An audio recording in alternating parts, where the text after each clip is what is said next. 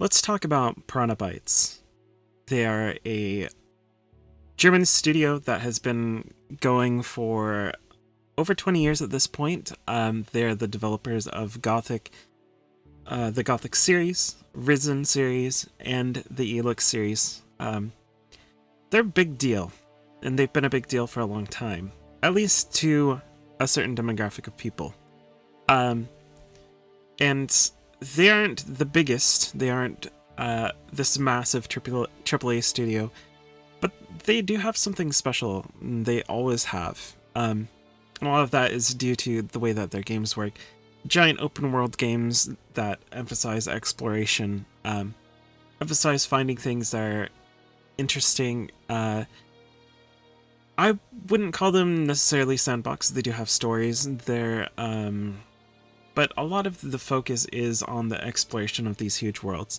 And there's something there that makes them, I think, special.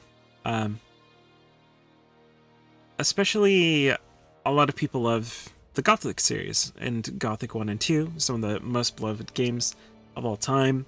They are just massive. And there's a reason that Gothic 1 is getting a remake. Although it is not a Piranha Bytes remake, which I feel like is unfortunate because of what is happening right now. Piranha Bytes might be closing down, and this is because of multiple factors. One of them being that the Embracer Group is going through a massive restructuring of their business. The Embracer Group bought Piranha Bytes, and then they were trying to get some sort of deal. It was like a $2 billion deal. It's just this massive deal that completely fell apart. It ended with them having to close multiple developers, including Volition, a studio called Campfire Cabal, which is, I think it had only been open for like a year, maybe less than a year. They had layoffs at Crystal Dynamics, at Beamdog, and they're also they're trying to sell Gearbox, the studio that made Borderlands. There's a ton going on there, and unfortunately Piranha Bytes has been caught in the middle of it. As you can see from the website, there doesn't seem to be a website. So that probably has to do with their deal with their publisher, no longer their publisher, I assume. They've also lost the backing of the German government. The German government gives these... they help to fund certain things, like games being developed, and I think that is off the table for Piranha Bytes now. So they're having to look at different ways to fund their game. But they've said, don't give up on us just yet. They say, yes, it's true, we Piranha Bytes are in a difficult situation, but don't write us off yet. That is their message, and hopefully that message will lead to something. They're looking for funding, they're looking probably for a new publisher, maybe some people to help them get through this situation. So they're not done yet, and hopefully they won't be. There are a lot of people that really love that studio. So we'll see how that goes. But the secondary problem is the sales of Elex 2. Elex 2, I thought it was a really good game. It wasn't the best game. It wasn't like a 10 out of 10.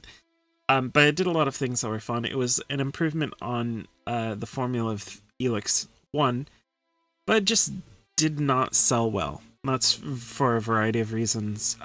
Maybe it was a little bit too similar to Elex. Maybe it didn't improve on it enough. But it sold, from what we can tell from Steam, 166,000 units.